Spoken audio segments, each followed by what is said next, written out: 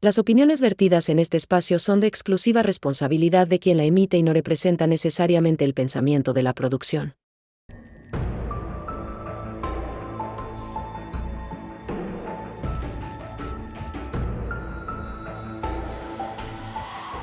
Hola amigas y amigos, bienvenidos a tu programa Relatos Forenses. Agradecerte con el miocardio y la corteza cerebral que estamos a punto ya de llegar a los 700,000 almas y que cada vez estamos más próximos a ver desde el vuelo que estamos llevando el millón de la hermosa comunidad que todas y todos ustedes nos hacen favor de sintonizarnos cada semana en La Cara del Psicópata y en Relatos Forenses, que obviamente es un bracito de Relatos Forenses, La Cara del Psicópata, con nuestra hermosísima y amada maestra Vilma Naranjo. Maestra Vilma Naranjo, bienvenida a su cápsula tan amada de todo México, América Latina y Reino Unido, así como Países Bajos. La Cara del Psicópata. Maestra Vilma Naranjo, bienvenida. Pues lo dirás de broma, pero No, nos es de han broma. Sí, escrito sí. en Escocia, que en como bien dice, bueno, hubo uno de Groenlandia, Sí, de Alemania, Reino Unido. Por eso, Suiza. sí, por eso le digo que no es broma, sino Sí, sí, no, mira que ya hemos llegado lejecillos, Sí, y sí, eso sí. está padrísimo. Sí, yo antes decía Relatos Forenses para Ciudad de México y era conurbada, pero no, mire, gracias a toda la gente tan hermosa que nos Ujú. sintonizan por YouTube, Spotify y todas las redes sociales. Sí, eso está, mira, los temas, desafortunadamente, ojalá platicáramos chismes nada más y cosas banales y nos riéramos de que si al artista se le cayó el calcetín o Sí. no, pero pues nos tocó el lado feo de las noticias. Sí, como decía la inmemorable, ay, se me fue una neurona, ya se me murió. La hermosa periodista Pacheco, de Ujú. Canal 11, Cristina Cristina Pacheco. Pacheco, gracias, y también escritora, pues es que aquí nos tocó vivir, Aquí nos maestra. tocó vivir. Sí, sí, sí. Sí. Hoy, ¿qué nos va a deleitar, maestra? Pues fíjate que no perdiendo la costumbre de la semana, antepasada, o no me acuerdo cuándo salió el capítulo del Doctor Muerte, Ajá, sí, sí. del caso de la mamá de Gypsy Rose, con esto del Munchausen por poder, de Ujú. cómo los médicos también a veces actúan, Sí. pues hoy le voy a tener que pegar a tu gremio. Híjole. Otra vez. Otra vez. Y lo estoy tomando con gracia y filosofía, porque si no lo hago, creo que van a tener que mandarme a un psiquiátrico, y lo digo con todo respeto, porque a veces es complicado tratar estos temas y Sí. recrearlos para poder exponerlos. Sí, fíjese que el doctor Ibarra Puig, que ya nos hizo el honor de venir, nos recomendó ir a terapia porque la carga emocional sí es tremenda. Y este es el caso de un médico cirujano que, si bien ya fue sentenciado a 15 años de prisión en el 2020, pero vuelve a salir una noticia porque vuelven a salir nuevas víctimas, nueva información, nuevas pruebas.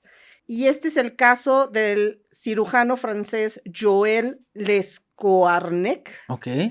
y él tiene 74 años. ¿Qué hizo este sujeto, maestra? Fíjate que es un médico, como bien acabo de comentar, tiene 74 años, pero su historia comienza hace más de 3 décadas, o sea, de 30 años. Ok. Este médico hoy es sentenciado, o bueno, en el 2020, por una violación a una niña de 4 años, que era su vecina, a una niña de 6 años, que era su paciente, y a 2 sobrinas, hijas de su propia hermana, o sea, sobrinas directas, de 4 años la primera y de 6 años la segunda. Ok. Este médico, además de lo que estoy diciendo, que sería suficiente para causarnos la mayor repulsión y de querer que se quede el resto de su vida, que espero sea así, con los 20 años que le dieron de sentencia. Pero su historia, como bien digo, va mucho más atrás. Hoy solo es la consecuencia de las omisiones, de las conveniencias, del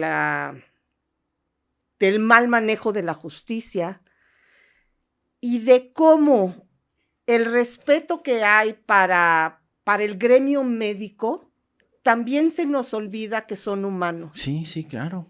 Y también se nos olvida y últimamente esto del reconocimiento de las cédulas profesionales pareciera tan importante que chequemos que el profesional tenga una cédula, que si el arquitecto, que si el médico, que si el abogado.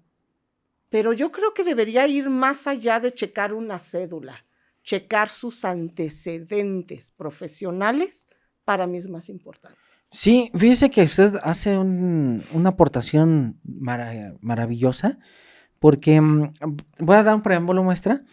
La cédula profesional es bien necesaria porque es lo único que nos garantiza como clientes o pacientes que este médico pues está avalado. Uh-huh. Alguien va a decir, porque por ahí he escuchado varias personas que lo dicen, dices que el título no lo es todo y la cédula. Bueno, yo no dejaría de primera instancia a un familiar muy querido o que no sea tan querido, pues con un médico que no tiene una cédula. Igual no le dejaría un caso de una libertad, por ejemplo, a un abogado que no tiene cédula.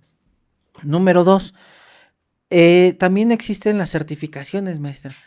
Ejemplo, usted sale de la licenciatura, cédula, título, hace la especialidad y después de la especialidad hace algo que se llama una certificación por ese colegio o ese consejo. Okay. Voy a hablar en el caso del gremio médico forense, por ejemplo. Usted hace la licenciatura, termina la especialidad y luego hace un examen de certificación por el Consejo de Medicina Legal y Forense. Así lo hacen los médicos internistas, los médicos pediatras, porque esa certificación da una garantía de que va el médico actualizándose y que tiene los conocimientos adecuados. Ahora, bien lo dice usted, el perfil es bien necesario, maestra, y siempre lo hemos manejado aquí el perfil, porque de repente podemos encontrar delincuentes que pueden ser muy inteligentes, pero finalmente, como una vez nos trajo un gran psicólogo a la mesa sobre los padres pederastas, que no buscan en sí, no es la iglesia que los convierte en pederastas, sino es el pederasta que se mete a la iglesia. Claro. Aquí lo mismo, puede ser el sujeto que puede estas tendencias o trastornos sexuales y decide ser médico para poder con toda tranquilidad hacer sus fechorías. Le comento esto porque lo platicamos hace ratito en un hospital. A mí me tocó asistir a una cirujana plástica y era una paciente que tenía mucha glándula mamaria Uh-huh. y aparte tenía un tumor muy diferente a un cáncer, para hacerlo claramente. Entonces, ¿qué es lo que hizo la paciente? Se fue, hizo su ficha, todo su seguimiento, la deciden operar y entonces había dos procedimientos. Uno, retirar el tumor y como esta glándula mamaria iba a estar más pequeña que la otra, le iban a quitar tejido a la otra para tener una armonía. Un balance, exactamente. Sí, también. Uh-huh. Y la paciente estaba también harta y cansada porque decía, no me gusta porque me duele mucho la espalda, para mí me estorba mucho, es mucho morbo que de repente ya no me puedo ni tapar porque esta paciente estaba harta. Incómoda. Sí, muy incómoda, que estaban muy grandes. Y entonces a mí me dice la cirujana plástica, ¿sabes qué? Hazle algo que se llama asepsia y antisepsia. Entonces, ¿qué es esto, maestra? Usted va y antes del procedimiento quirúrgico tiene que lavar para que todo esté estéril.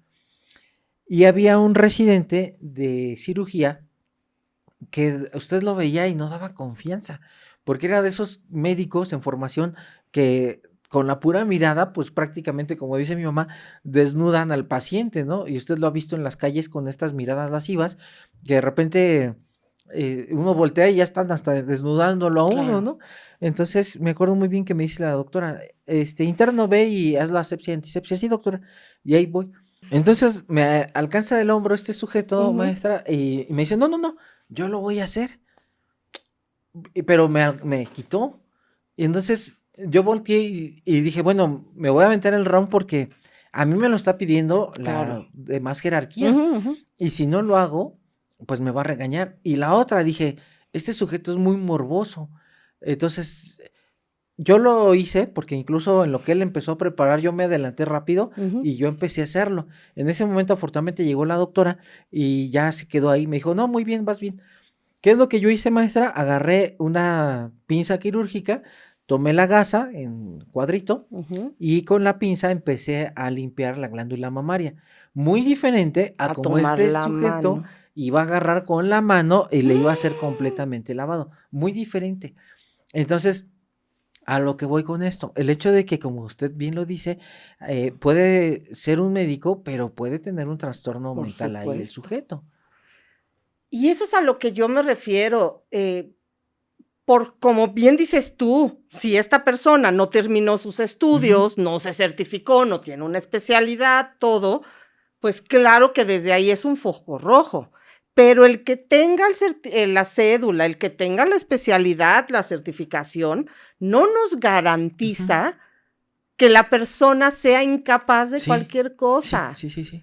Y en este caso, estamos hablando de 299 menores, casi todos menores de 10 años, Ok. que fueron víctimas de abuso por parte del médico en el momento que les estaban haciendo una cirugía. Híjole, tremendo, porque incluso, fíjese que leyendo el caso, es hasta indignante para el gremio médico. Porque no solo mancha, Sí. sino que causa duda en las Ujú. personas. Porque todos hemos pasado por algún tipo de cirugía, de atención médica, y creo que todos conocemos una historia. Esto no significa que porque uno hizo algo tengamos que satanizar Sí. a todos. Eso es algo que yo siempre he defendido. Pero el problema es que no estamos viendo las omisiones o todo el entorno que también tiene complicidad indirecta. ¿Y por qué digo esto? Hace 30 años, Joel, este médico, este cirujano, está atendiendo cirugías de menores. Ujú. La misma escuela, las clínicas, se dan cuenta que hay comportamientos raros. Lo mismo que pasó con el doctor Muerte, ¿te Sí. acuerdas? Lo acusan, van con los directivos de los hospitales, con los jefes directos, con el director del hospital. ¿Qué tanto pasa cuando estas cosas empiezan a sonar, pero los intereses incluso de los hospitales es mejor callar? Fíjese que aquí hay una situación terrible porque, bueno, voy a hablar sobre la cuestión de América Latina y México. Ujú. Yo siempre he sido de que si vemos al compañero ya con una inadecuada funcionalidad, lo mejor, por tanto ética para él como ética para la institución y los pacientes, sería retirarlo en ese momento y hacer una investigación, ya sea, voy a poner 3 escenarios. Si tenemos, porque ha pasado, maestra, Ujú. pasó una situación con un compañero que en paz descanse ya falleció, que era un médico ya grande y tenía diabetes e hipertensión. Y este paciente, este médico en el trabajo empezó con un trastorno una cuestión de una crisis hipertensiva y un pico muy alto de glucosa. El que se dio cuenta fue otro compañero médico y se lo lleva de emergencia al hospital y lamentablemente a los días muere. Pero si alguien desde el principio, tal vez 4 o 5 días antes, se hubieran dado cuenta que ya pensaba tener, como usted dice, unos focos rojos, y en ese momento como jefe lo hubiera separado, y sabes qué, vete a una atención médica. ¿Por qué? Porque no es normal que estés haciendo esta situación. Hay una versión que anda por ahí, que hubo un médico que se desquició tanto, que faltó a trabajar, al día siguiente su jefe inmediato le dice, ¿sabes qué? A la enfermera, no atendió tantos pacientes ayer porque se le ocurrió faltar, bueno, júntale los de ayer y los de hoy. Y entonces tenía una cantidad tremenda de expedientes y lo que hizo este médico en una situación de tanto estrés, de volverse loco, cuando ve los expedientes, se enoja tanto, los agarra y los avienta al bote de basura y se sale súper enojado. Entonces ya son focos rojos que nos están alertando. Hay una omisión por parte de la autoridad, porque si bien es cierto, no hay personal suficiente porque los servicios están colapsados, llámese IMSS, ISSSTE, Secretaría de Salud, servicios forenses, pero también es cierto que si una persona ya no es funcional en ese momento, por salud mental de él y de su equipo, o del equipo de todos y de los usuarios, lo ideal es separarlo momentáneamente para ver cuál es la problemática y si hay situaciones peligrosas, fíjese desde dónde estoy ya entrando Ujú. para evitarlo. Pero aquí en México lamentablemente no se hace hasta que se desploma todo. Pero esto estamos hablando en cuestión de medicina Ajá, pública. sí, Pero el problema también es todos estos hospitales sí, que son privados, que ciertamente en ocasiones las cirugías entran como sí, negocio, sí, sí, sí. ¿no? Como el famosa leyenda urbana de que el mayor justificante para una cirugía es el apéndice, ¿no? Ajá, Con eso justificó que tenía que operar aunque no hubiera nada. Pero los hospitales también, estos grandes hospitales tienen consejos donde si ven que un médico los va a meter en un problema legal, donde la indemnización al paciente, donde cometieron el error, va a costar millones, prefieren hacer un arreglo interno, se compra el silencio del paciente, si es que lo acepta, y si no lo bloquean de alguna manera, y este médico, en lugar de quitarle la licencia o de boletinarlo, es más fácil dejarlo libre, que vaya a otra clínica, a sí. otro hospital, y todos guardan silencio. Sí, es que esto es lo que de manera magnífica, dos puntos que le quería comentar. El primero, pues todos los hospitales privados son empresas, Ujú. así como también las escuelas privadas, pues vamos a entender que son empresas. Claro. Entonces, en los hospitales privados, como son empresas, a veces no hay una adecuada regulación. ¿Por qué? Porque llega el equipo de cirujano con su anestesiólogo y el primer asistente y dice, ¿sabes qué? Yo te voy a traer 5 pacientes diarios, ¿cuánto me cobras? No, pues te cobro por procedimiento, ejemplo, ¿no? 5,000 pesos, órale. Y entonces ese médico hace un contrato con esa empresa o ese hospital privado y entonces prácticamente responsabilidad del médico y el hospital se puede deslindar Ok. porque él puede decir, yo lo rento como un quirófano Consultorio. o un Ajá. consultorio, pero lo que haga él ya es responsabilidad de él. Yo nomás estoy prestando la instalación. Esa sería una Wow. maestra. Otro, como lo dijimos en muchos programas aquí con su amable asistencia que siempre usted nos deleita, es lo siguiente. El famoso perfil, ¿por qué le comento esto? Hace tiempo llegó mi gran maestro, uno de los grandes maestros, el doctor Ibarra Puig, y decía, ¿sabes quién es, qué perfil tenemos los que nos dedicamos a las ciencias forenses? Dice, te vas a dar cuenta en la calle. ¿Por qué? Dice, ¿quieres saber cómo es el que trabaja en ciencias forenses o en una morgue o lo que sea? ¿Cómo? Dice, es el único que va en la banqueta y va volteando para todos lados. Cuando se baja la banqueta y atraviesa la calle, es el único que voltea para los dos lados. Dice, incluso voltea para arriba. ¿Por qué? Porque todo lo que ha visto ya su cerebro lo asocia. Ejemplo, hay personas que el clásico motociclista que se mete en sentido contrario a Ujú, alta velocidad ujú. y la persona se fija del lado correcto que viene el vehículo, pero no se fija de la moto que viene violando la norma. Claro. Pero el de la ciencia forense se voltea para los dos lados. Es más, se voltea para arriba porque ha visto que se han caído macetas Y han y matado a han la matado a la gente, ¿no? gente. Claro. Dice, entonces es esta persona que viene muy alerta. Ese te das cuenta que está vinculado a algo forense. Entonces, aquí lo mismo, maestra. ¿Qué pasa cuando no hay este perfil? Puede haber noticias, ejemplo. ¿Sabes qué? Fulano, el cirujano de abdomen, hay reportes que está haciendo malas cirugías.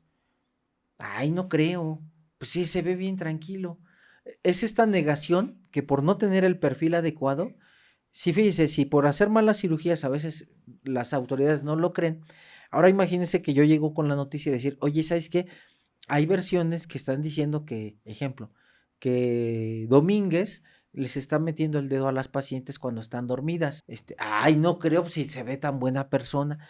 Entonces es esta negación y la falta del perfil de más allá que hace también una corrupción por parte de este gremio médico.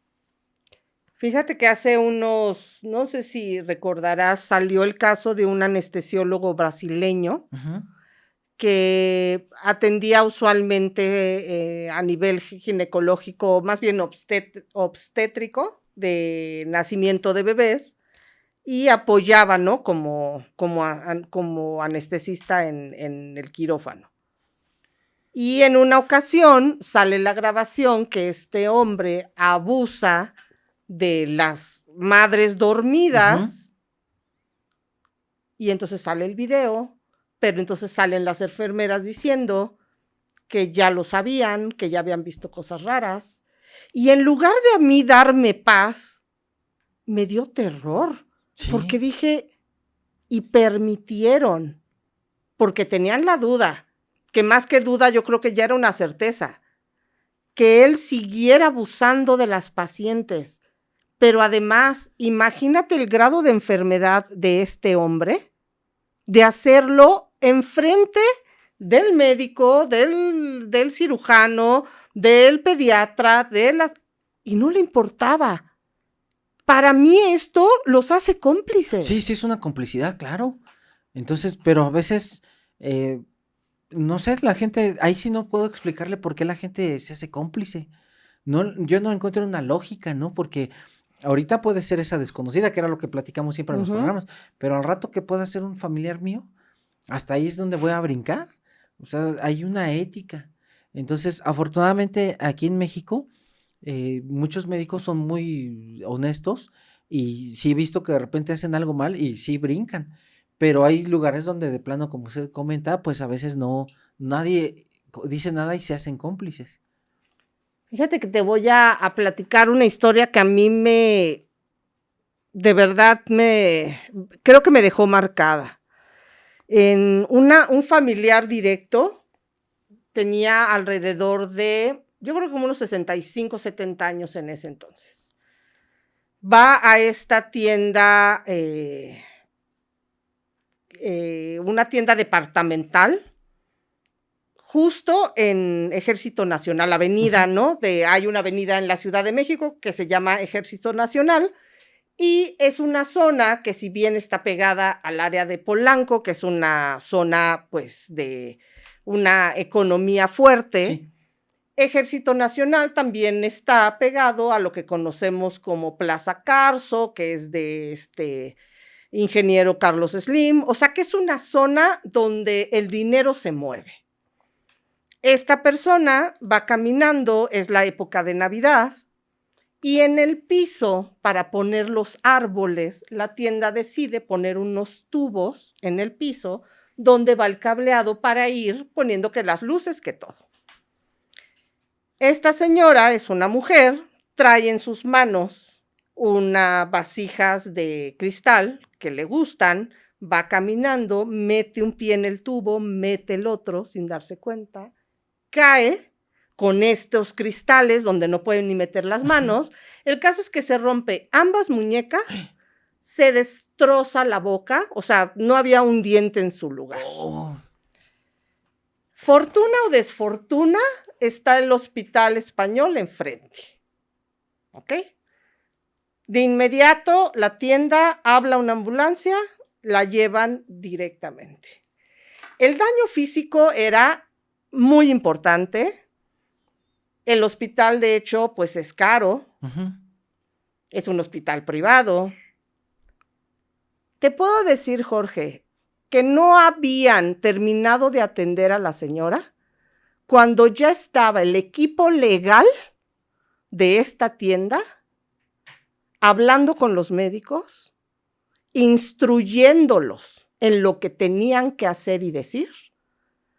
Hablaron con la familia, les expusieron que iban a atenderla a la persona sin ningún gasto, que se iba a pagar la atención antes y después de su salida. la rehabilitación iba a ser importante. ¿Tú sabes lo que es que se te rompan? Tú sí sabes lo que es que se te rompan las dos, No, ambas. pues sí. O sea, no puedes hablar no, porque no tienes dientes, pero también el dolor, quedas absolutamente inmóvil. Pero la tienda, junto con el hospital, manejaron todo de manera tan quirúrgica, diría yo, para evitar una demanda, porque eso era de una demanda Sí, sí. millonaria, pero se toparon con una familia honesta, que no quería dinero, lo que querían era la salud de esta madre, que le habían partido, ahora sí que toda la progenitora de un momento a otro, pero el hospital perfectamente arregló todo para que esta persona no fuera a demandar. Ok. Le era más importante a la tienda y al hospital la fama que tenían de buena tienda, de buen hospital, antes que la salud de esta persona. Entonces, a lo que voy es, sí las instituciones, sí las cuestiones públicas, a veces lo que hacen es tapar todos estos incidentes porque es más fácil pagar una buena indemnización que correr a un médico. Y esto es lo que sucede 30 años antes, cuando este hombre Joel empieza a abusar no solo de su propia familia. Cuando él en este 2020 es detenido, empieza este juicio porque él violenta a la sobrina. Ujú. Pero entonces sale la hermana diciendo que ella hace varios años confronta al hermano y le dice y le reclama haber abusado de sus dos hijas. Y la respuesta de este hombre fue, esto simplemente fue un impulso, pero me voy a solucionar, me voy a arreglar. Y la hermana, ¿qué crees que hace? Le cree y no denuncia. Esto que estamos hablando es en el 2020, ya cuando hay una sentencia. En el 2005, por algunos médicos que empezaron a ver que había cosas raras, lo denuncian. La policía además le encuentra más de 300,000 imágenes de pornografía infantil y el hombre lo sueltan a la calle. Okay. Cuando este hombre empiezan a hablar ahora en el juicio, en el nuevo juicio, por eso es que todo esto se destapa. Y ahí es donde, perdón, pero yo vuelvo a, esa es la importancia de la grafología bien aplicada, porque una vez más vemos a un criminal con diarios. Estos diarios pueden otorgar mucha información y en estos diarios se conocen porque él, después de violentar al menor, anota la hora, la fecha, el nombre del paciente y cuánto tiempo estuvo con él. Oh. Así como el de, ¿se acuerdan del Estado de México? El sujeto que iba hasta anotando los pesos de órganos, el nombre, todo. Filomeno Mendoza, Sí, el Filomeno. monstruo de Atizapán, el caníbal de Atizapán. Pero es que lo vimos también con Garavito y lo vimos también con el Doctor Muerte Sí. pasado, que todos tienen diarios. El caníbal de la Guerrero. El caníbal de la Guerrero. O sea, sí es un medio muy importante de expresión. Sí. Pero ahora vamos a las familias, a los miembros de la familia. Está la esposa que se llama Marie. Ella es su esposa hace más de 30 años, con la que tiene 3 hijos. 7 años antes de la detención de este hombre, ella, de puño y letra, escribe una carta, la cual le envía a un amigo de la familia, y en la carta literal dice, por favor, que ayúdame a proteger a mi hijo menor, porque él no sabe el pasado de su padre. Okay. Eso obviamente ahorita lo están utilizando porque ella ahora dice que ella no tenía ningún conocimiento, pero que además no sabía por qué las personas se espantaban con estos abusos si ella dice, si esto le sucede a una mujer mayor, la marca de por vida. Si le sucede a un niño, simplemente se borra de su memoria con el tiempo. No, fíjese que usted me agrada mucho cómo plantea la situación, porque hay un protocolo que mucha gente ya lo ubica, que es el protocolo de Estambul para búsqueda de lesiones de tortura, obviamente que fueron intencionadas las lesiones para estar torturando a la gente. Y este protocolo, que es a nivel internacional, maestra, viene desglosado qué tipo de torturas puede realizar la persona, el ejecutor o el verdugo, pero sobre todo viene un apartado especial de niñas y de niños. Tan importante es esto que fíjese todo lo que puede arrojar la exploración y el análisis del psicólogo, del médico, de los daños que puede generar pues lesiones y torturas hacia las pequeñas y pequeños. Esta persona está completamente errónea de lo que dice, porque ¿cuántos de nosotros hemos tenido situaciones difíciles de niños y hasta la fecha lo seguimos recordando y lo recordamos con dolor? Entonces, esto de que se borra no es cierto, no se borra. ¿Por qué? Porque incluso este protocolo le menciona que si el niño está con miedo descontrolado, con llanto incontrolable cuando se separa del que la persona que lo cuida adecuadamente, si se defeca, si orina, si tiene pesadillas, si tiene alteraciones en el crecimiento, todo esto es bien importante porque son datos que van ayudándole al médico o al psicólogo para dar un diagnóstico. Entonces, esto es mentira de que a los niños se les borra el sufrimiento, no es cierto. Ahí queda registrado de por vida. Pero además qué grave y qué cínico a mí, para mi parecer, que una madre, que ya te voy a platicar, sea capaz de justificar y de decir, si es en un adulto está mal, pero si es en un niño no va a haber problema, porque ahí es donde para mí entra es como si le diéramos, y lo dije en otra ocasión, una fecha de caducidad a las víctimas. Sí. Donde si a mí me pasó a los 10 años y hoy tengo 50 y no lo he podido hablar, ya no se vale, porque ya pasó mucho tiempo. Sí, esto que nos platica es indignante por parte de la mamá de las niñas, porque no vamos tan lejos, aquí en México también se da, es terrible, maestra. Recuerdo muy bien una persona que conocí, policía, con eso voy a decir nada más, tenía varias niñas y empezó a salir con un sujeto adicto a la marihuana y adicto a la piedra. Y yo empecé a ver que empezó a bajar de peso esta mujer porque cada vez que yo pasaba a trabajar la veía y la saludaba. Buenas tardes, oficial, buenas tardes. Hasta que en una de esas empezamos a platicar más seguido porque yo ya empezaba a hacer una investigación del perfil precisamente de las mujeres policías y del síndrome de la abuela esclava en ellas.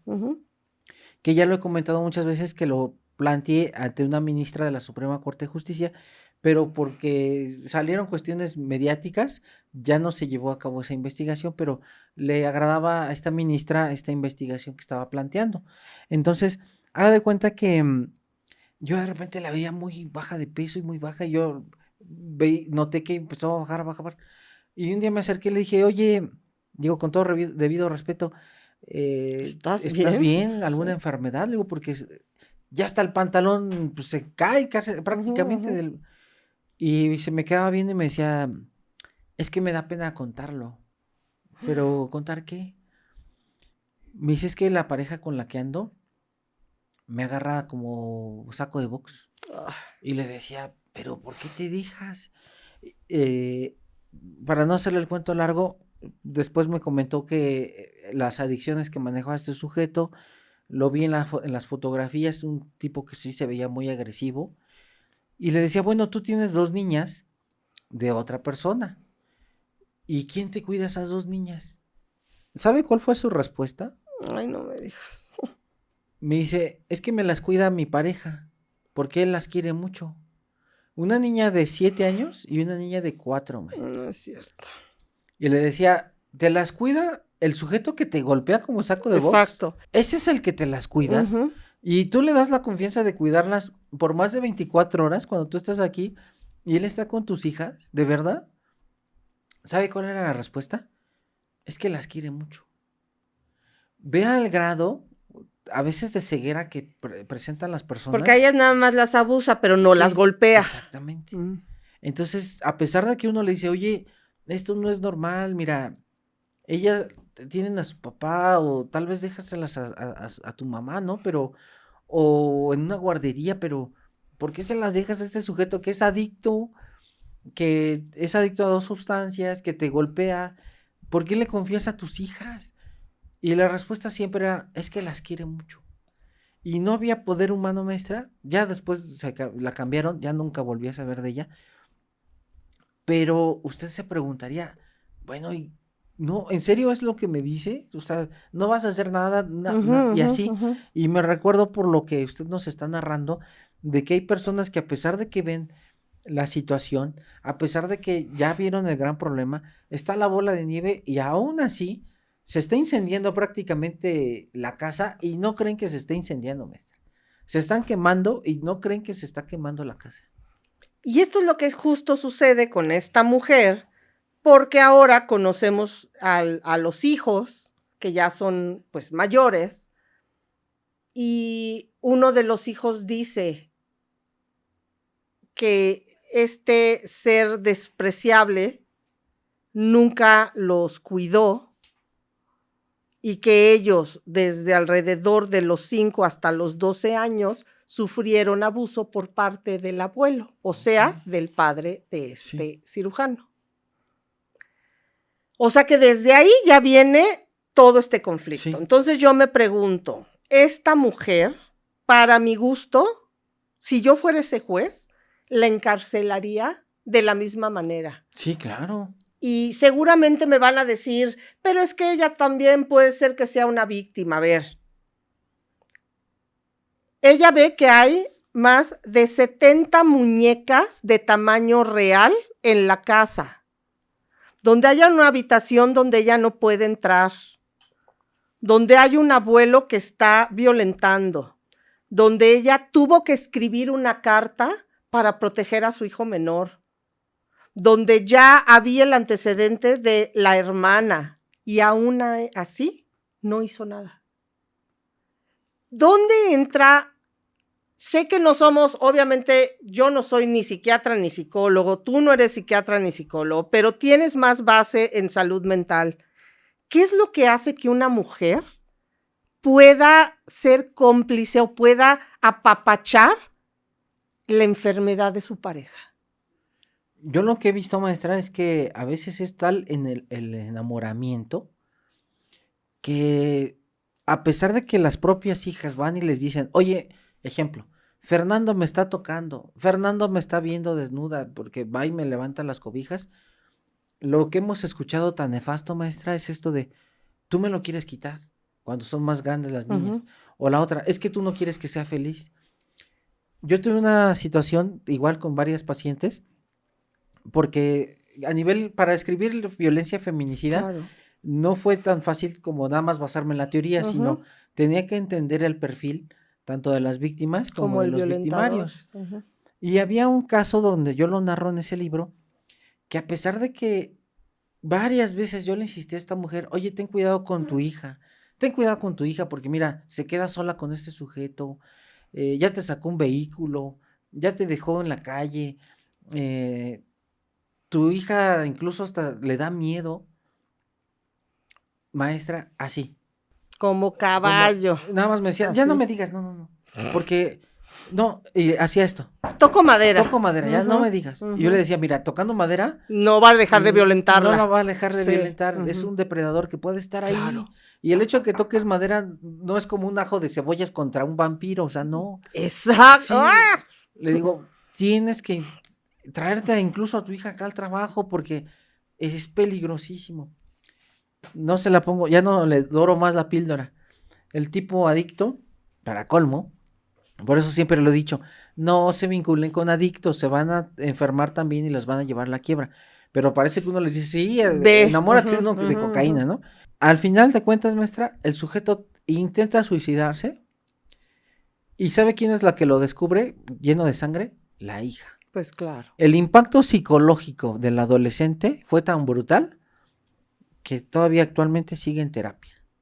Y uno dice, ¿qué necesidad hay de, si de por sí ya el chamaquito tuvo un quiebre mental por no tener el papá biológico, porque finalmente es un quiebre, el hecho de que vayan a la primaria o al kinder y los niños le hagan burla porque no va papá, imagínese después de este quiebre y este bullying de que no hay papá, al final el sujeto que probablemente hacía una figura masculina lo ve lleno de sangre. Y uno dice, bueno, ¿qué necesidad hay de que expongas a tu hija o a tu hijo nada más por el hecho de estar en el enamoramiento? Porque ya una vez que después se le quita el enamoramiento a esta persona, ya ahora sí lo ve como el monstruo.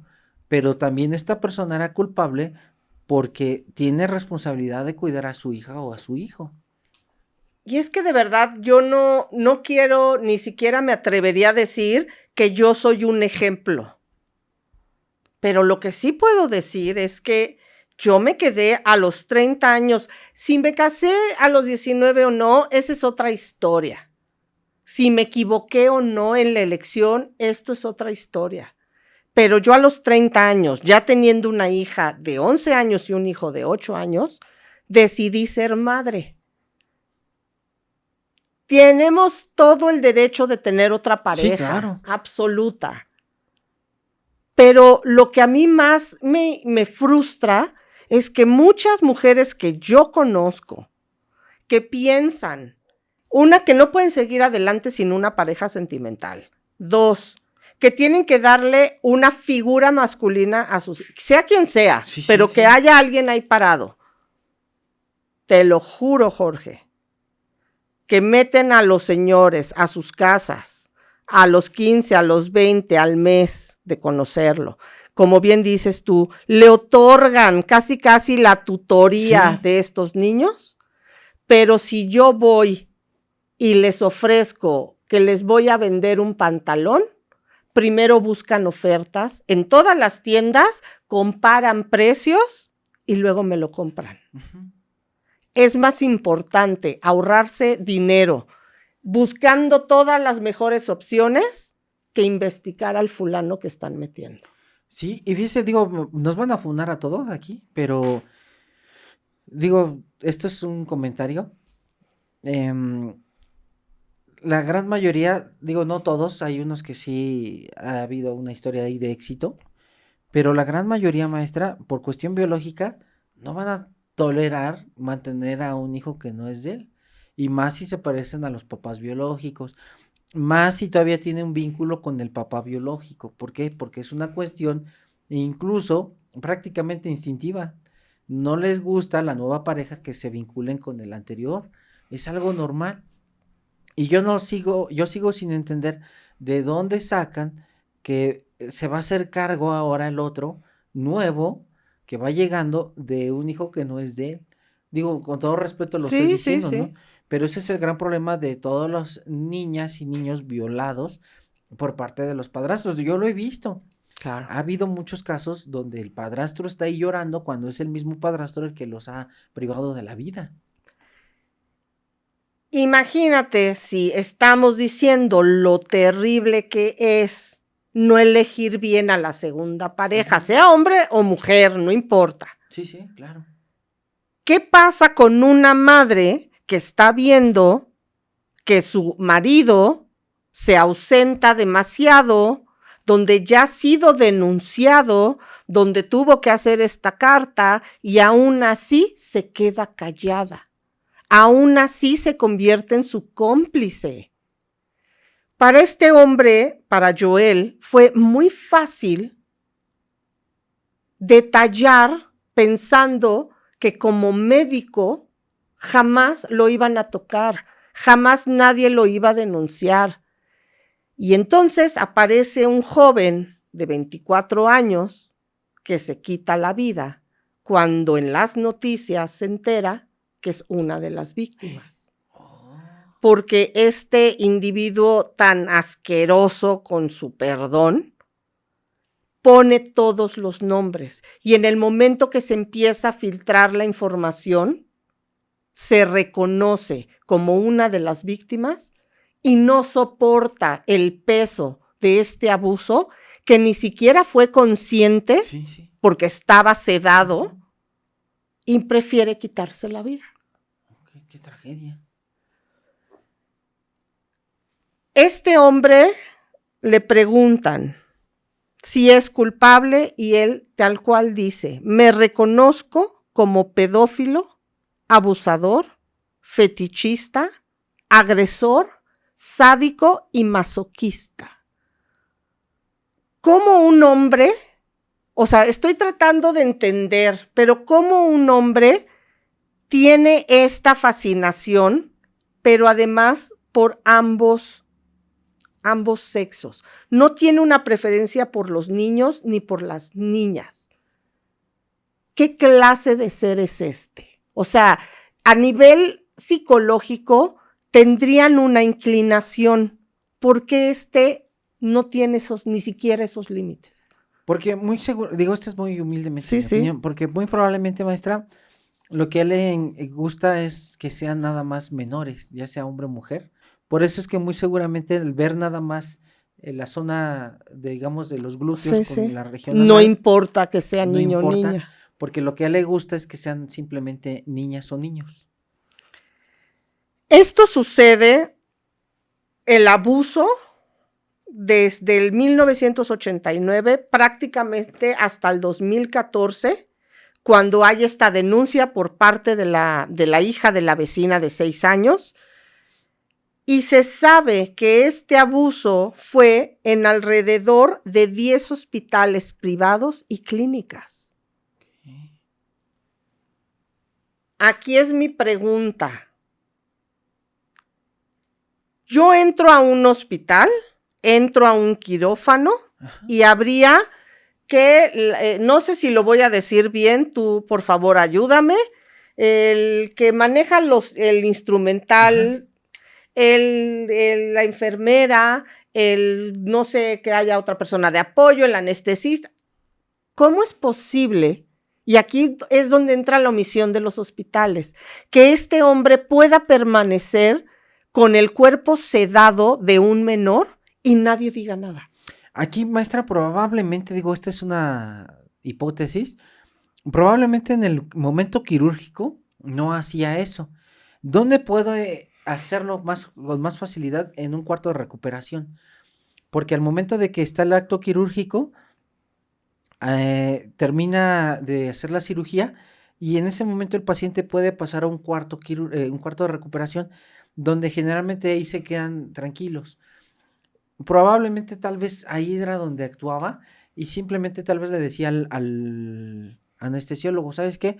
Dale 30 minutos más para que descanse y se despierte poco a poco, lo dejamos sedado y al ratito yo regreso. Y tal vez el anestesiólogo le daba un poquito más de fármaco para que permaneciera sedado y probablemente ahí el sujeto en esa habitación entraba a abusar. O la otra, si es con la cuestión de los dedos, probablemente te bajaba la mano porque haga de cuenta que en un procedimiento quirúrgico está el paciente, haga de cuenta, este es el reloj, el paciente, y entonces se tiene que tapar completamente el cuerpo del paciente. Se cubre. ¿Para qué? Para dejar lo más limpio posible la zona. Entonces ya cubrimos esta parte, ya cubrimos la otra parte y solo queda el espacio donde se va a hacer la intervención. Okay. Y se tapa completamente todo. Muy seguramente él, entonces, si con una mano probablemente estaba haciendo alguna ¡ay, qué asqueroso! Pero estaba cubierto, por eso es que seguramente no veían el demás equipo quirúrgico a este sujeto, porque estaba metiendo la mano y con campos quirúrgicos, que ese es el nombre correcto, el campo quirúrgico estaba todo tapado y muy seguramente han de haber visto que hacía algún movimiento, pero nada más. Entonces, por eso es que estoy casi seguro que fueron con las manos y no con el órgano sexual masculino. Para todas las personas que no sabemos, o sea, desconocemos en ocasiones cómo es un procedimiento, cómo es un protocolo, cuando una persona va a ingresar a una cirugía, qué es lo que deberíamos de esperar, cuánto tiempo esperar, qué sí es aceptable y qué no, ¿sabes por qué te lo pregunto? Porque creo que es importante que sepamos lo que sí está bien y lo que no está bien y podamos alertarnos o incluso alertar a los miembros de este hospital donde estemos y no sucedan, prevenir estas cosas. Sí. Fíjese que todo protocolo quirúrgico, que hace usted una muy buena pregunta. A nosotros como pacientes se nos tiene que entregar el consentimiento informado. ¿Qué es esto? Es un documento médico legal donde tiene que venir, y esto lo dice incluso el Diario Oficial de la Federación, y está bien establecido en el expediente clínico, que es a lo que voy. A usted le van a dar un documento que tiene que tener por lo menos 11 puntos. Y estos 11 puntos es membrete del hospital, fecha y hora, nombre del médico a cargo, nombre del paciente, procedimiento quirúrgico a realizar, complicaciones, el por qué se está haciendo y sobre todo la explicación que el paciente tiene la capacidad de entenderlo. Que es a lo que voy.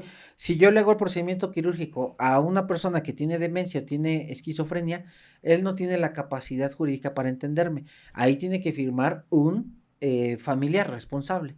Entonces, yo cuando le doy a usted el documento, yo tengo la obligación como médico de decirle, mire usted, maestra Vilma, yo la voy a meter a un procedimiento, ejemplo, voy a decir una tontería, de hacerle una histerectomía, es decir, voy a quitar el útero. ¿Por qué se lo voy a quitar? Porque tiene múltiples miomas, que a pesar del tratamiento, ya no reaccionó al tratamiento farmacológico y está ocasionando una anemia. Por eso es que yo se lo voy a quitar. ¿Cuál es la complicación de quitarle? Bueno, número 1, las más comunes, ejemplo, una hemorragia. Número 2, una infección. Número 3, un dolor crónico, por ejemplo, ¿no? ¿Por qué? Porque yo todo le tengo que decir todo lo que puede pasar. No estoy diciendo, porque aquí muchos compañeros médicos o estudiantes que están en formación a veces no lo quieren decir, porque entonces el paciente va a decir, ¿y todo eso me va a pasar? Bueno, está el riesgo de que le pase. Okay. No quiere decir que le va a pasar, pero sí es el riesgo, pero tiene usted que saber que está el riesgo.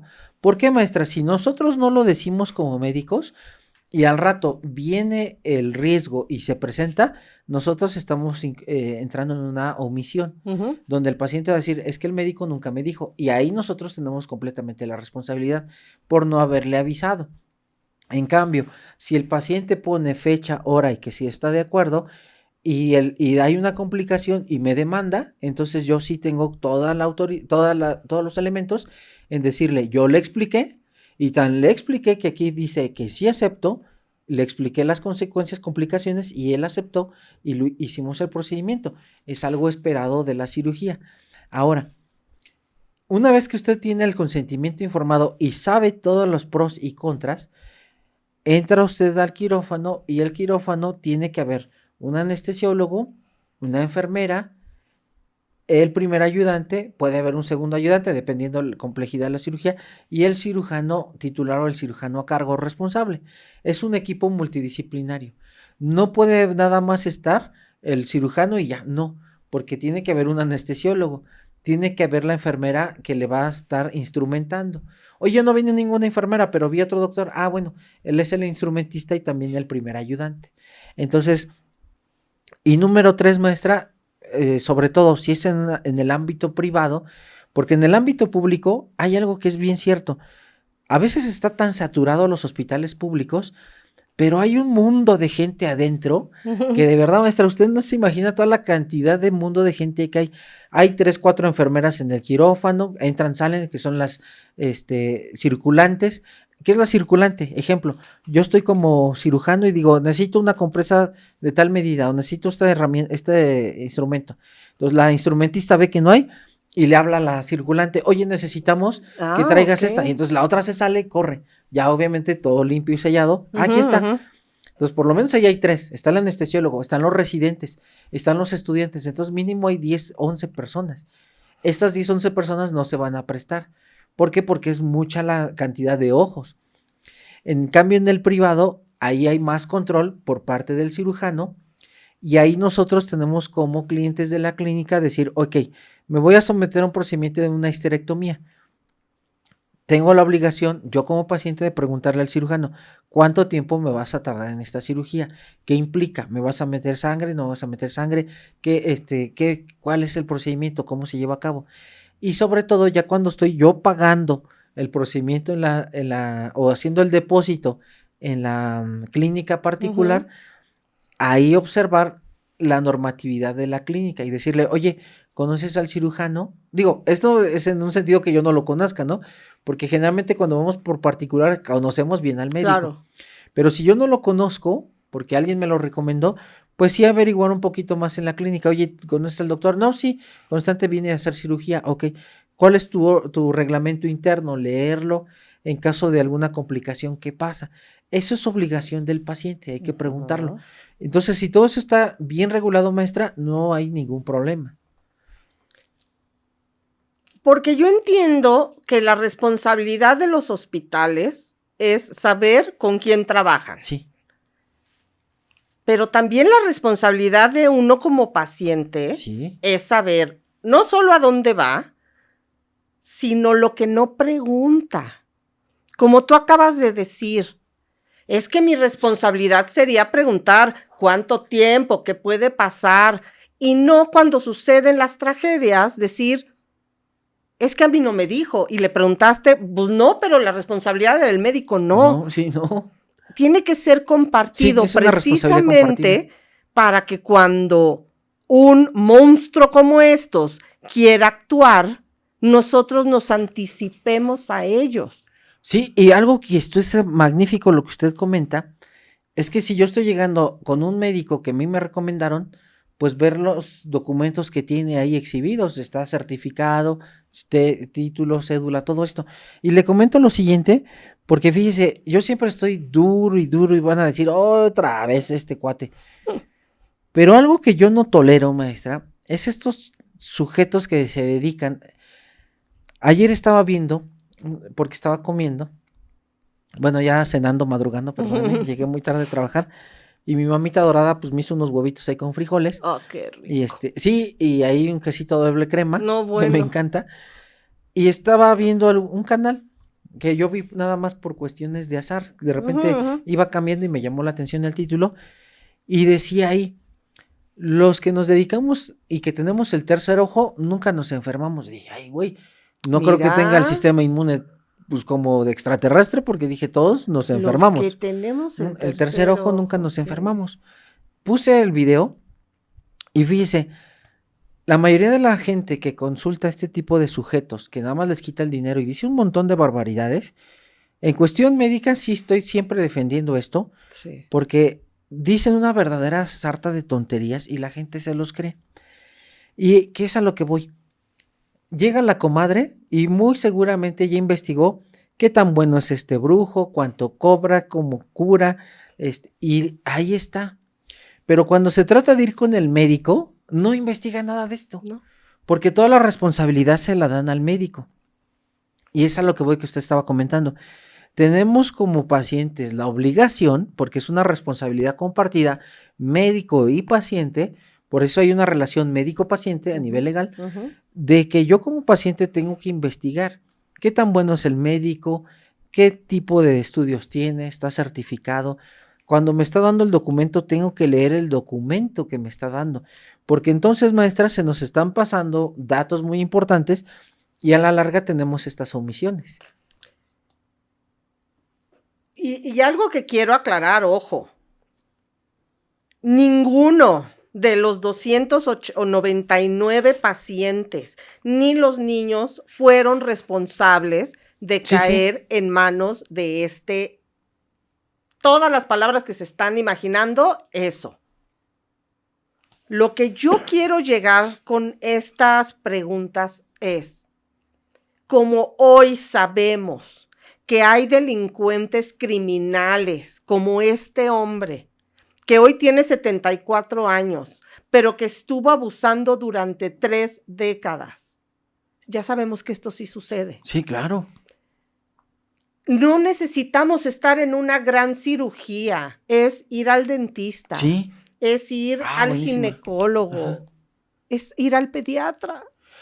Fíjense, mis tías, cuando estaban jóvenes, yo tenía 5 años, había un dentista, maestra, que les ponía, cuando las acostaba en el sillón, desconozco cómo se llama el sillón de los odontólogos, discúlpenme, compañeros odontólogos.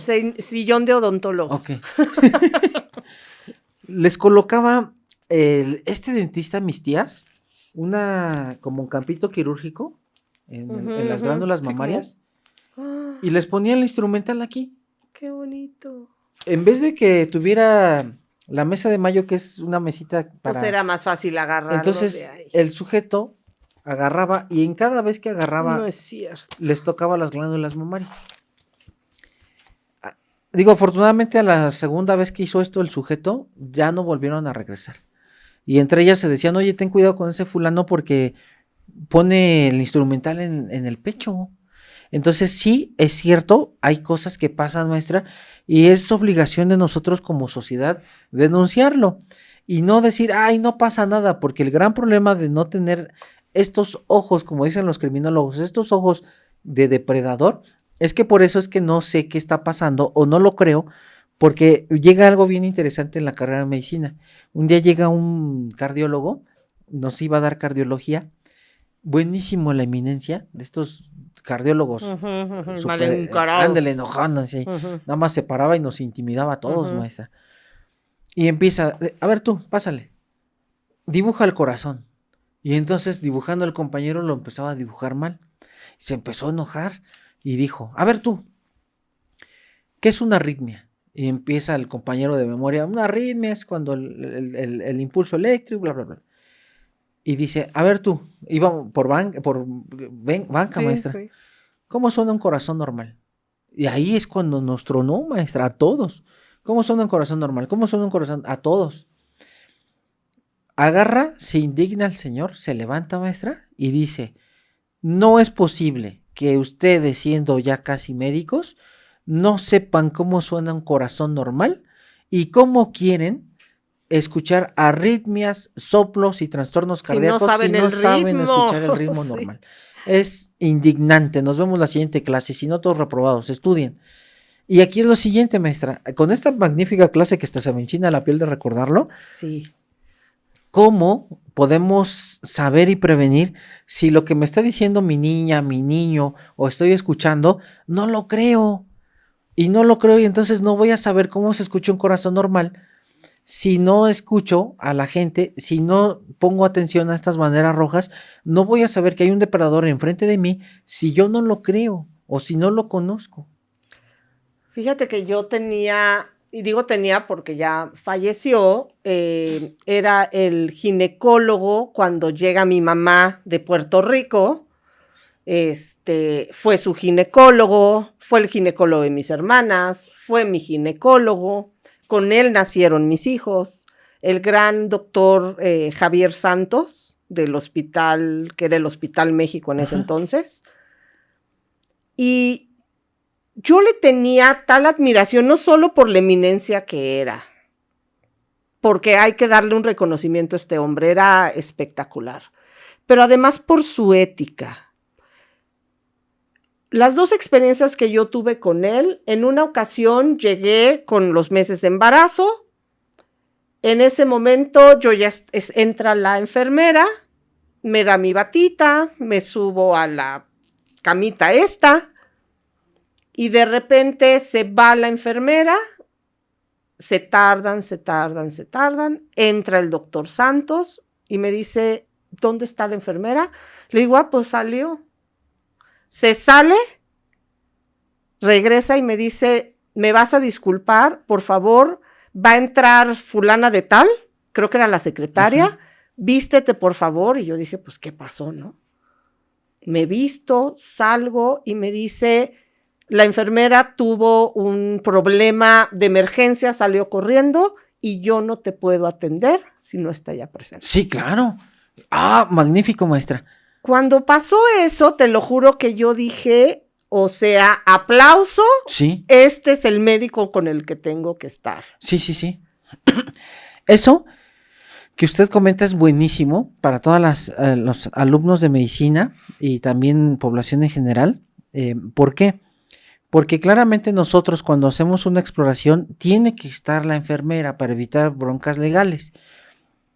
Hace poco yo tuve un problema con una custodia por lo mismo. De repente me pasan a certificar a 2 mujeres. La primera, ahí veo a la custodia. La segunda, pasan a la otra mujer ya al área de arrestos.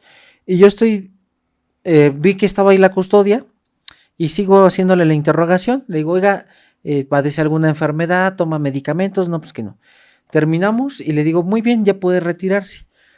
Agarra y sale a la parte externa y me dice, ¿para dónde me voy? Le dije, pues ahorita le dice la compañera custodia, ¿para dónde? Dice, es que no hay nadie.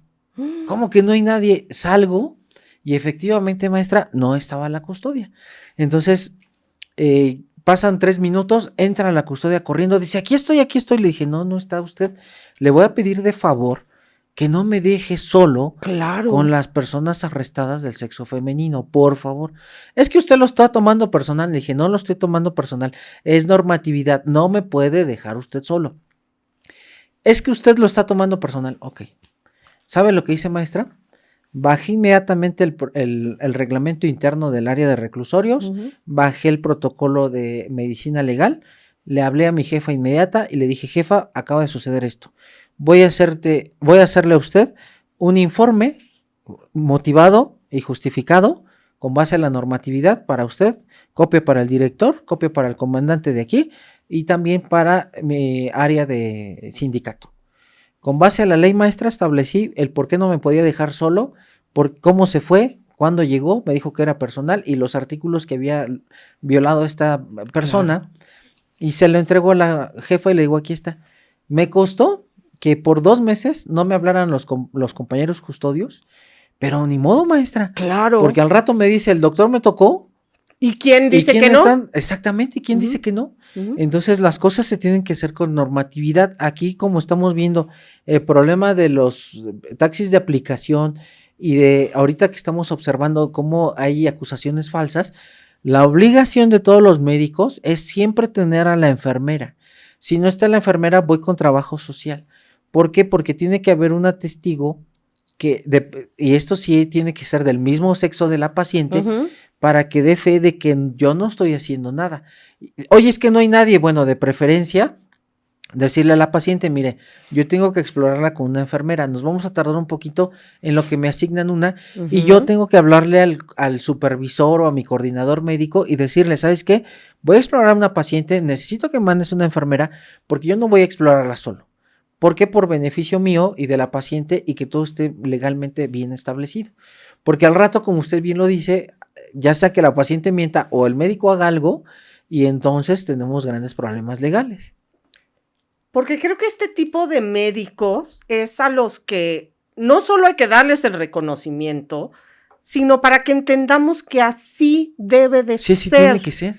Cuando yo tuve a mi bebé, creo que fue la primer consulta donde me iban a retirar los puntos, había sido una cesárea, y yo llevaba a mi bebé pues en su huevito porque no tenía dónde dejarlo y yo soy una mamá cuervo y no le quito los ojos de encima, así que yo llevé a mi bebé.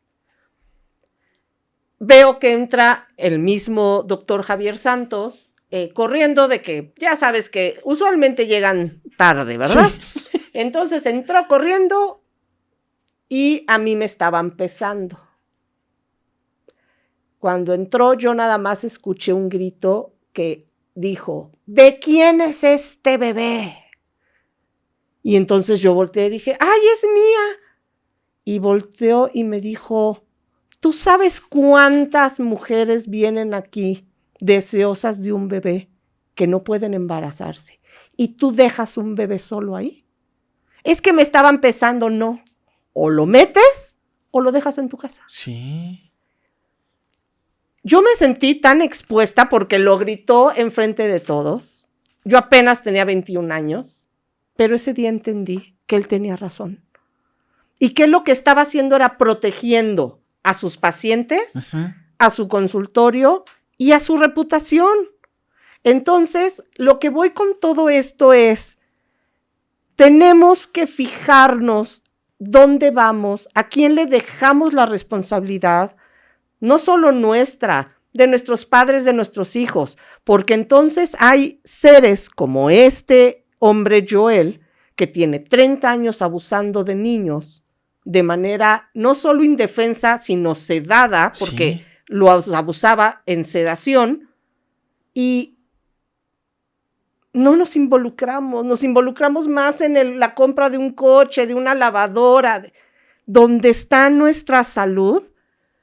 Tenemos que investigar más y saber que si una operación se iba a tardar 1 hora y se está tardando 5, aunque el hospital se enoje, Jorge, perdón, aunque el médico diga que somos insistentes, tenemos que estar ahí presentes. Sí, es que fíjese que lamentablemente la institución a veces le llaman el institucionalismo, de que a veces es tal la carga de trabajo que muchos compañeros del gremio ya no quieren saber de nada, maestra. Sí. Entonces, pero también está esta parte que un paciente no va por gusto a un hospital.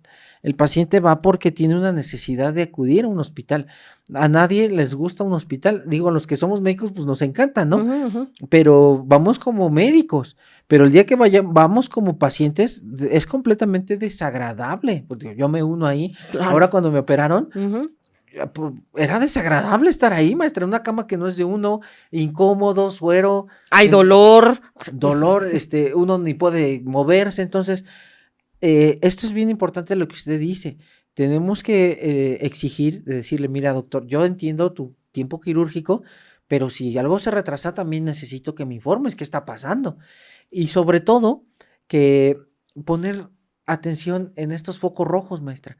Si yo veo en ciertas miradas, incluso viene la cuestión del sexto sentido, que es increíble de explicar, pero si yo veo que no me da confianza, pues ¿sabes qué? Mejor voy a hacer todo lo posible por cambiarme de médico, porque incluso es mi derecho cambiar de médico. Empiezan a salir pancartas en este juicio y las personas lo que traen escrito es recordando este maravilloso lema de Giselle Pelicot, la mujer que fue violentada durante 10 años por el marido que traía a estos hombres, ¿te acuerdas? Sí, en Francia. Claro.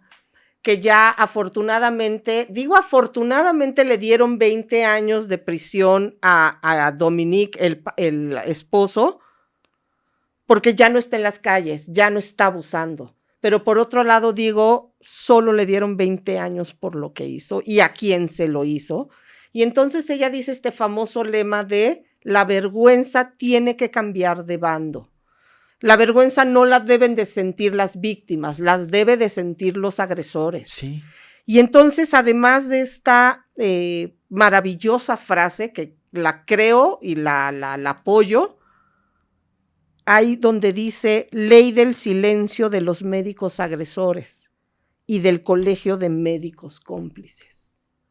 Porque las personas también se están dando cuenta de este silencio, de esta complicidad que se da. Pero vuelvo a lo mismo, como pacientes también tenemos una responsabilidad. No toda es del hospital, no toda es del médico.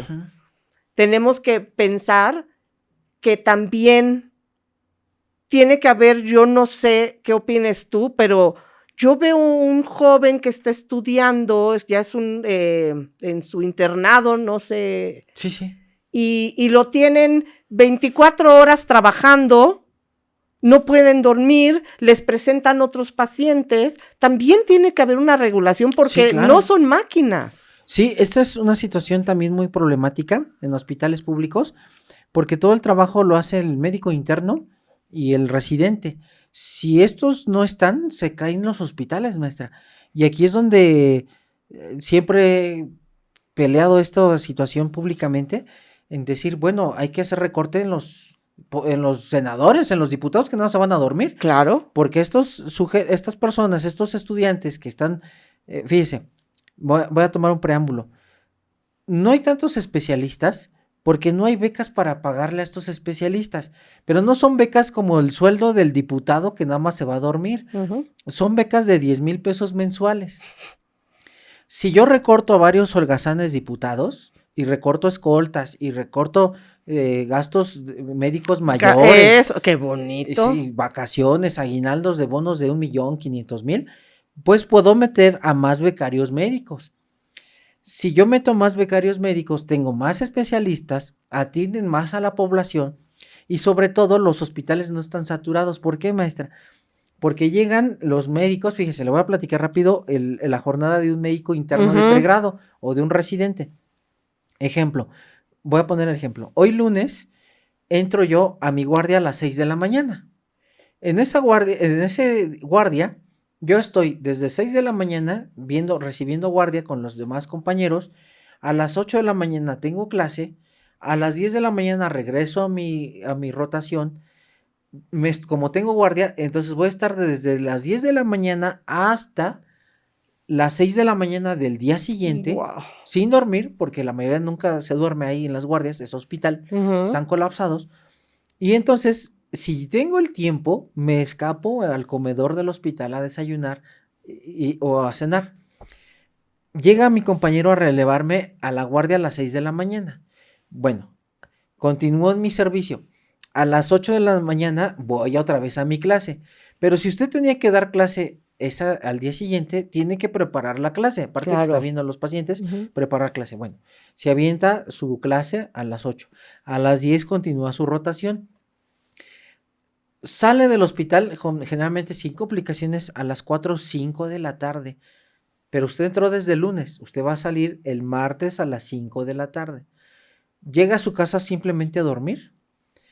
Y el miércoles está entrando a las 6 de la mañana, se queda hasta las 8 o 10 de la noche porque está de preguardia, tiene que apoyar al servicio de guardia, y entonces regresa, sale a las 10 de la noche, regresa el jueves a las 6 de la mañana, y ese jueves se va a quedar de guardia para salir el viernes hasta las 6 de la tarde. Entonces hay compañeros que manejando se han quedado dormidos, se han matado, han terminado impactándose en circuito interior porque la carga física es brutal. Más la emocional. Más la emocional de que eres un bueno para nada, no sirves para esto, ¿qué va a decir el paciente? La humillación, las hambrunas, no hay comida, llega uno al comedor, ya está enojada la cocinera, sí, claro. Ya no hay comida, entonces el señor camillero está dormido porque como está en el sindicato, el señor camillero sí tiene sus horas de descanso, pero el estudiante de medicina con el estudiante de la especialidad no tiene hora de descanso. A mí me tocó ser camillero, llevar a los pacientes 3, 4 de la mañana porque el señor camillero está dormido. Y no lo puedes despertar. No lo puede despertar porque va contra sus derechos laborales. Entonces, lamentablemente está así la situación en México, maestra, y como no hay una regularización en estas atenciones médicas de los estudiantes, prácticamente el coordinador le dice, si no te parece, renuncia a la carrera. Y usted no va a renunciar en el último año. Por supuesto. Entonces, cuando además es tu vocación. Es la vocación, entonces hay que aguantarse. Por eso es que a mí me da mucho, mucho coraje cuando algún ignorante agarra y dice, es que yo te curo del SIDA y te curo del cáncer. ¿Con qué? ¿Con que nada más estuviste de niño dizque aprendiendo magia? Cuando yo llevo años fregándome para que al final que tú le sacaste todo el dinero venga conmigo en las últimas fases y me acuse de matarlo y me acuse y me diga todavía matasanos y me exija cuando tú lo retrasaste en el diagnóstico, eso es deplorable, maestra. No, por supuesto, y de verdad este tema, más sin quitarle la tragedia, la importancia de que este infeliz pague, y desafortunadamente no existe esta magia de la que tú hablas, porque si existiera, que le dieran 200 años de vida para que cumpla su sentencia, pero vuelvo a lo mismo, no hay justicia para las víctimas, no hay justicia para las familias, pero tenemos que involucrarnos. Por eso es que yo quería preguntarte todo, ¿cómo son los protocolos? ¿Qué debemos de hacer?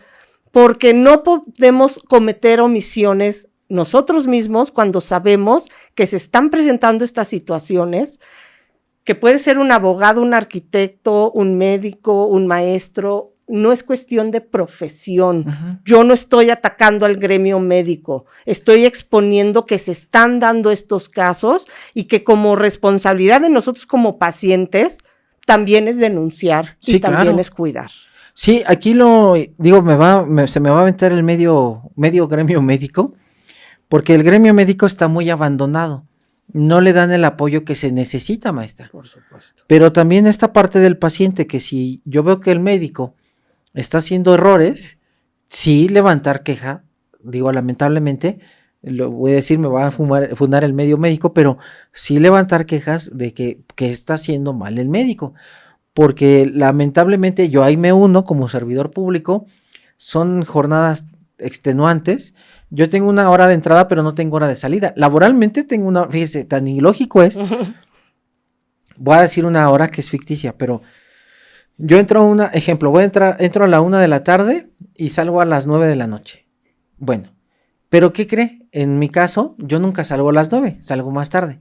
Pero si yo me paso más allá de un horario establecido, También me está pone mal. en falta. Claro. Entonces hay uno que debe estar cuidando de hacer bien las cosas, no pasarme que ya me voy a poner falta al checador, ahí tengo que salir rápido, checar. Entonces, esta es la cuestión. Yo entiendo muy bien la situación de que hay un colapso en el sistema de salud, pero también el paciente tiene que exigir los derechos del paciente. Y aquí aclaro y lo pongo bien tajante. Si eres buen paciente, porque si también ya te retrasaste por ir con el hipopótamo azul a que te lea las cartas al decir que estás embrujado, que tienes un mal, y ahí te retrasó 3 años un cáncer y al final llegas aquí con una metástasis a exigirle al médico, tampoco esperes milagros. Claro, y tampoco exijas Ajá, lo que pudiste haber hecho a tiempo. Entonces, exactamente. los médicos no son dioses, pero ¿qué crees? Sí saben más que tú. Exactamente.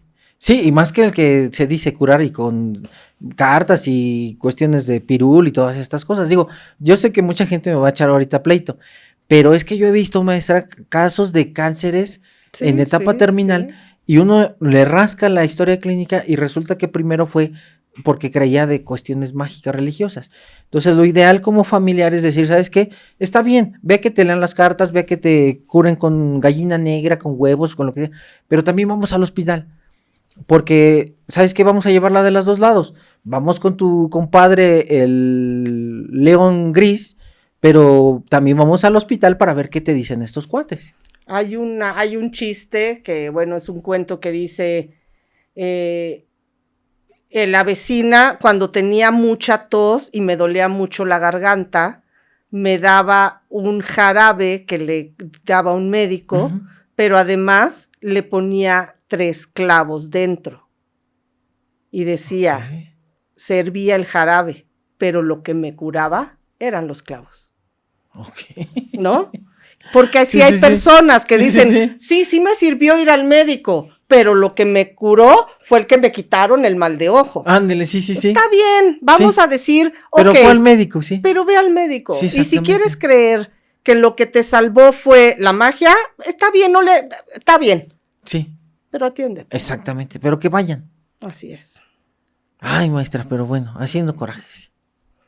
Haciendo corajes y como vuelvo a repetir, que este caso nos sirva para entender que los médicos, los arquitectos, los abogados, todos son seres humanos, que también pueden tener problemas de salud mental. Sí, claro. Como pueden ser maravillosos en su carrera, en su disciplina, pero es responsabilidad de nosotros estar siempre alerta y preguntar, por favor. No nos quita nada preguntarle a otros pacientes. En vez de estar perdiendo el tiempo a veces en los consultorios, en el celular, preguntémosle al lado qué hace ahí, hace cuánto fue.